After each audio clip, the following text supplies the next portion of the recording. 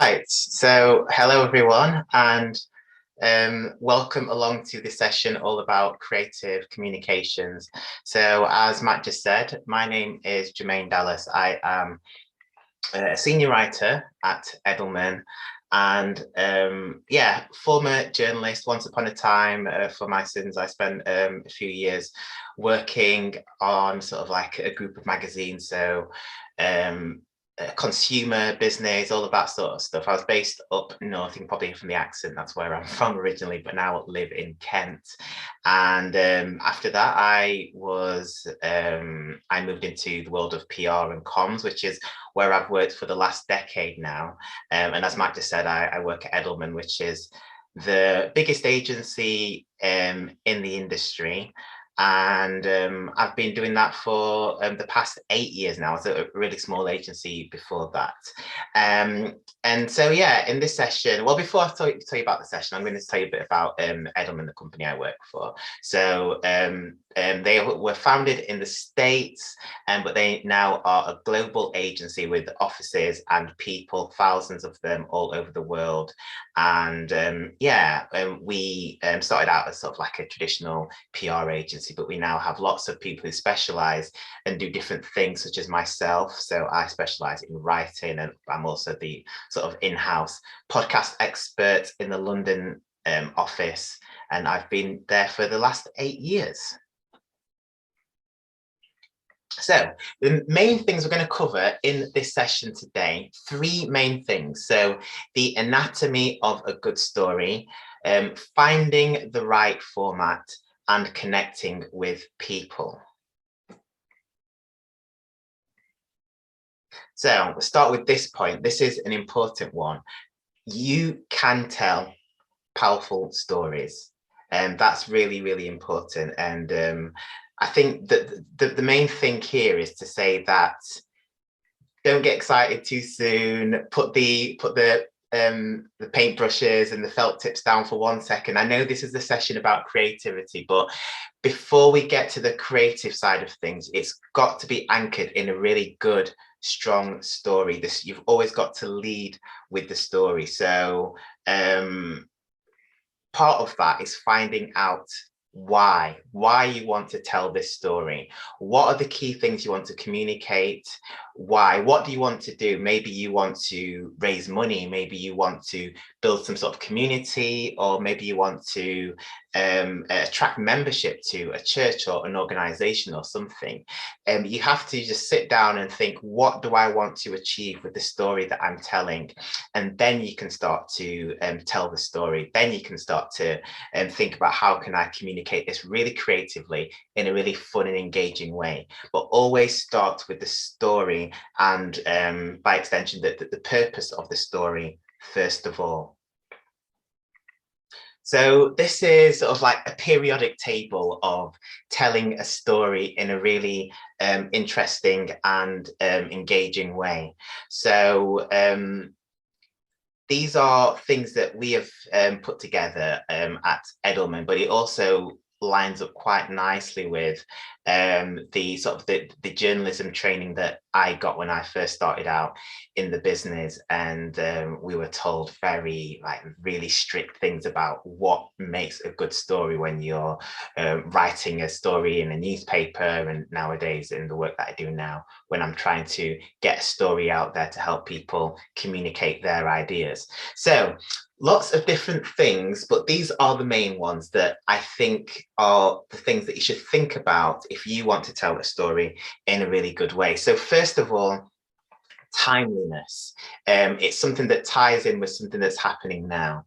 That's a really good way to draw people's attention, because it's something that they're already seeing in other places. It's something that they're hearing discussed in their circles or in their church or whatever. It's really good from that perspective, but also from an SEO perspective.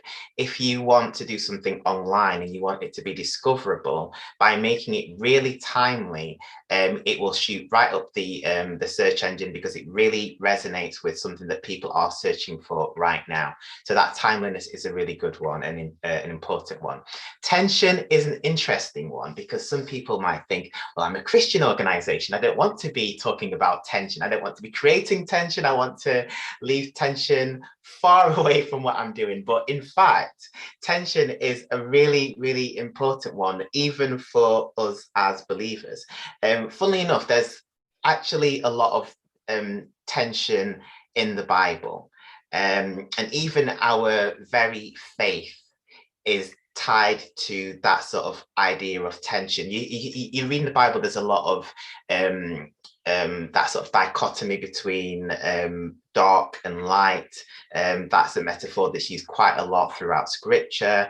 And even the way that we, our own salvation is very much, he came to save us from our shame and our sin and our death. And by conquering that, he created something that was completely away from that we had to endure before. So it is actually a really strong point of tension. So it's a story that we have to tell even today in the messaging that we're putting out. Surprise, something that is different, strange, something that is unexpected. Something that you might not expect. The classic example that we usually tell here is if it's a story about a dog biting a man. I hate dogs. I'm sorry, dog lovers, but I'm just have a massive phobia of them. but usually the story of a dog biting a man is not really out of the ordinary because it happens all the time. Probably why I'm scared of them. But a more out of the ordinary story is a story about a man biting a dog. Because that doesn't happen every day and it's a bit of a weird story, but it did actually happen and it was a headline. Change, so something that shares a twist on an old story or the next phase of something that is of an ongoing trend. So it might be something that is really on trend and now, but you've got to think about how can I move it on from what the conversation is. And there's a lot of noise online, a lot of people are talking. So a really good way of standing out is by taking something that people are talking about, but then moving it on. Personal. I'm going to talk about this one a bit more later, but something that people can really see that it hits home because it's connected to them as individual people, or just tell stories about people that really helps people to be drawn in. Prominence. We know about this now more than ever before because it's really easy to quantify people's fame, people's influence. All we need to do is look at their Instagram, Twitter, followers, numbers, engagement, all the rest of it. And we know from looking at particularly Instagram, where people use influencers a lot to communicate a message, to sell a product. If you are engaged or involved with a famous person, however you define fame, it will help you to get attention. And also proximity. I am a news junkie and I like to consume news from all over the world, but I can't stop looking at the local Kent news to find out what is happening on my doorstep. Why is that? Because it really is, it's sort of connected to the personal one. Actually, we like to know about people that we know about, areas that we know about, and places that we walk past every day. And so if you can tell a story about a local or a national story, it depends on what the organization is, it's a really good and important one to do. So next key learning, think about formats. So famous saying, if you do what you've always done, you'll get what you've always got. And it's really easy to think, well, if we've always written articles, let's just keep doing that, but just write different sort of articles. That might be true, but it might not be fully true. And you might not be able to unlock what you might be able to unlock elsewhere if you don't think about other formats. So when I talk about formats, I'm talking about different types of media, different types of output. So the word content is a very broad word and it encompasses a lot. I do in my day job a lot of writing, but I'm also a specialist in podcasts. But the output, the content that you produce might not be either of those things. Sometimes it might be a really short tweet. Sometimes it might be a picture that has little or no words at all, but it can still tell a really powerful story.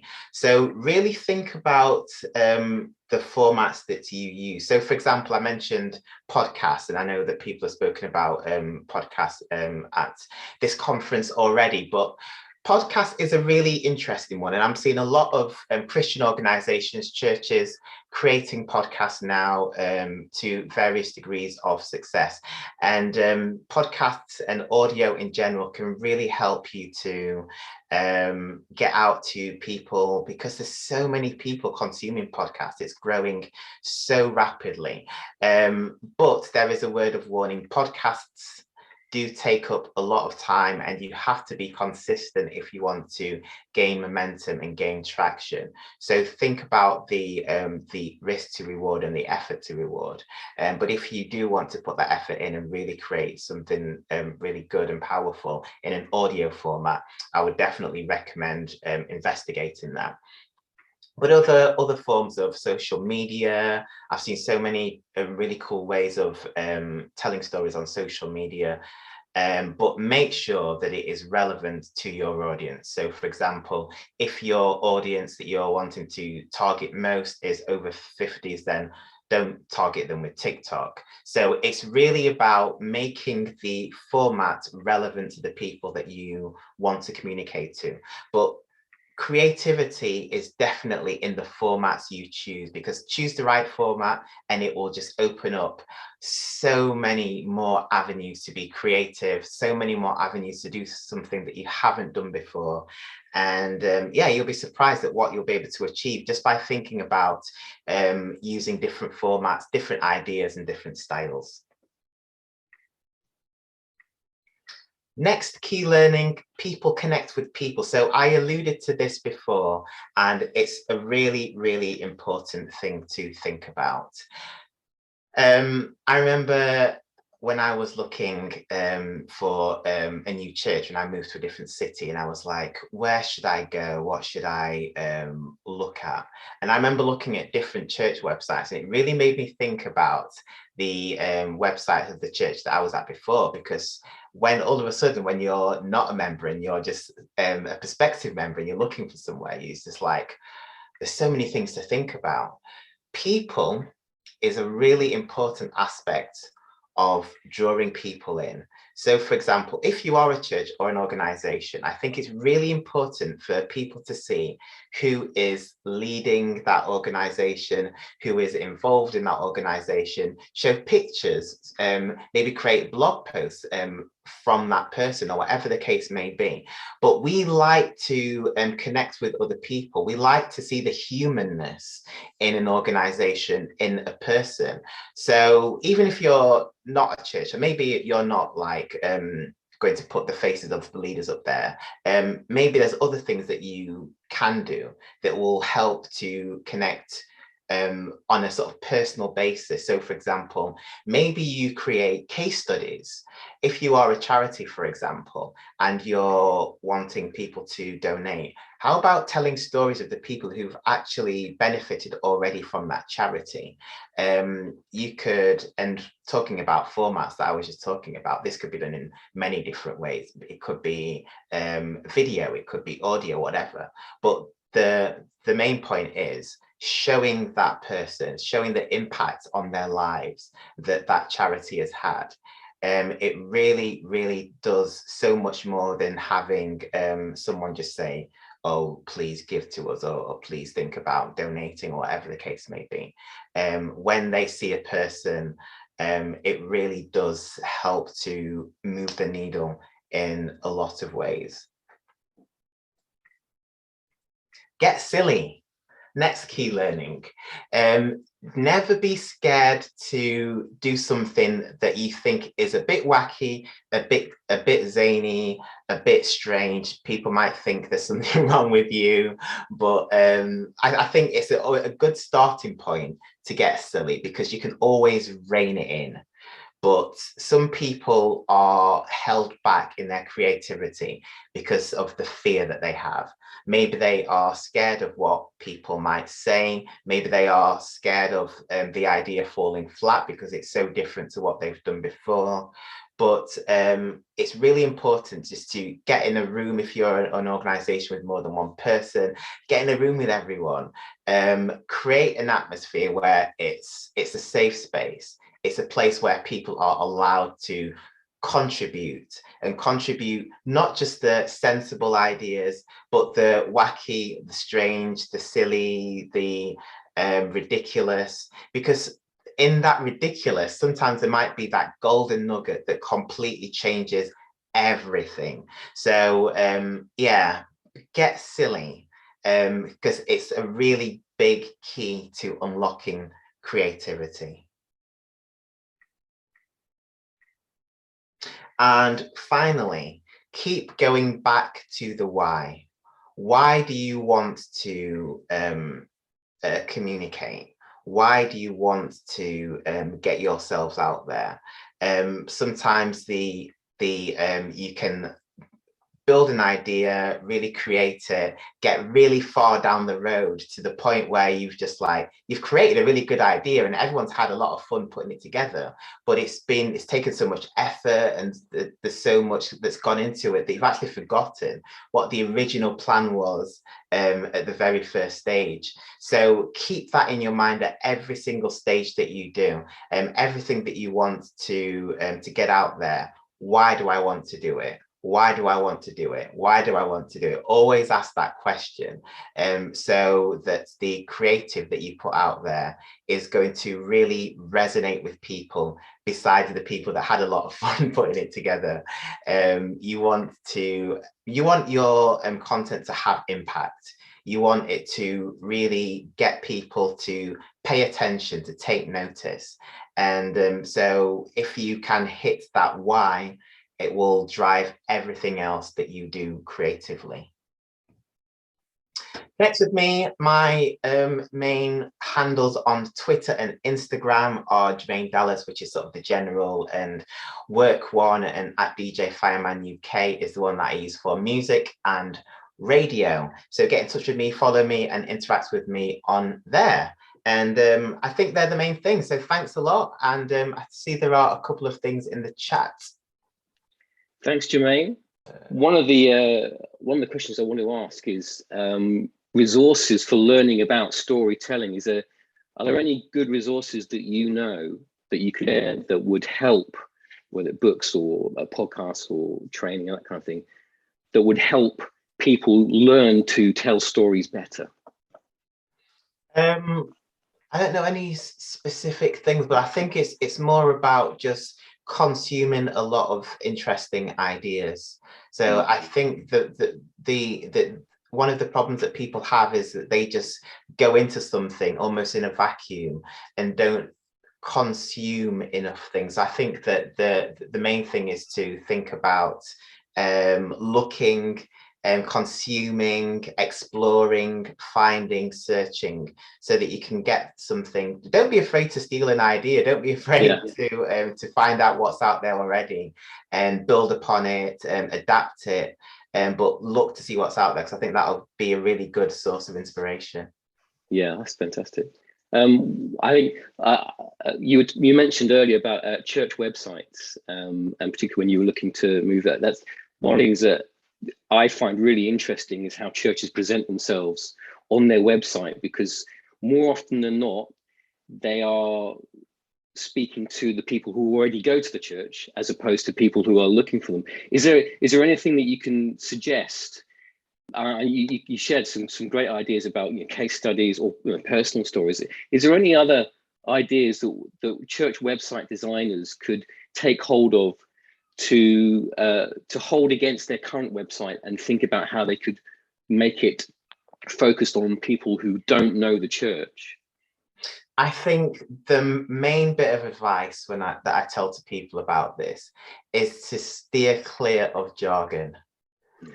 Christianity is the biggest offender for this, because we have a sort of an entire lexicon based around what we already know, which is fine when you're talking in church circles to the churched. But when you're talking to the unchurched, which is the audience in many cases for church websites, it can be confusing. It can be something that puts them off because they just don't understand what you're saying to them. So I would always say keep the language simple, steer clear of jargon. They'll get to learn all the church words further down the line, but the first thing you want to do is really just make things really, really simple. Don't clutter the website with everything. Just keep it simple from a design standpoint as well, and just make the organization shine through simplicity. Yeah, that's really good. That's really good advice. Thank you. I mentioned at the beginning of your session that one of the podcasts you do is the Sleeping Saints podcast, which is all about, as far as I understand it, helping people sleep better. Can you share a little bit more about how that came about and what the purpose of it is? Yeah, so it was the start of last year, actually. We usually do sort of a period of prayer and fasting at the start of the year, and I came out of that and I just had this idea that's really sort of clear in my mind's eye. And at the same time, I was consuming a lot of, I have membership with Calm, the meditation app, and I was listening to a lot of stuff from there as well. But I was just like, there needs to be something, a place where we can have sleep meditation, sleep stories, to help people get to sleep, but from a Christian perspective. Because sometimes when you're falling asleep, you can be quite vulnerable, and you don't always know what you're listening to, what you're taking into your spirit, and especially when you're sort of like half conscious. So what I wanted to do is create a podcast that helps people to fall asleep, gives them really positive affirmations, but from a Christian perspective. So it's not too sort of preachy or complex. It's just something that is really simple and positive and affirming, and it helps people get to sleep. And the weird thing is, even though I produce it, I listen to it myself and it helps me to fall asleep. I don't know what that says about my ego. Maybe it's it works. Brilliant. And where can people find that? Is that you can wherever you're listening to podcasts, they can search for it? Yeah, just search Sleeping Saints on all of your favorite podcast players and it'll come up. And yeah, follow it. Brilliant. Thank you so much, Jermaine. It's been such a fascinating session with you, and I love hearing and being challenged on how we think about our communications and how we can be creative with our communications, because it's so easy to get stuck in a rut of just announcing things and saying things, but actually being creative with the way that we say. I especially love the being silly. I think that's a great thing to embrace. It's been a pleasure to have you with us, Jermaine. Thank you so much. Thank you. And we'll see you soon. Thank you.